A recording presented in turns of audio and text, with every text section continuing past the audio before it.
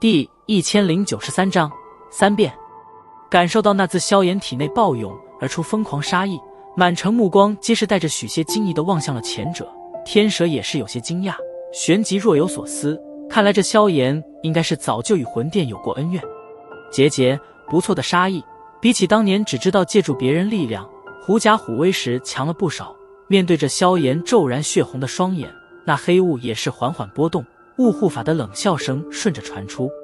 萧炎血红双眼死死盯着雾护法，好半晌后方才深深吸了一口气，颤抖着双手将心中的暴怒杀意压制而下，声音因为情绪的波动变得有些嘶哑。你该死！老夫是否该死，还轮不到你这小辈来口出狂言。雾护法冷笑一声道，老夫连药尘都是能够擒拿而回，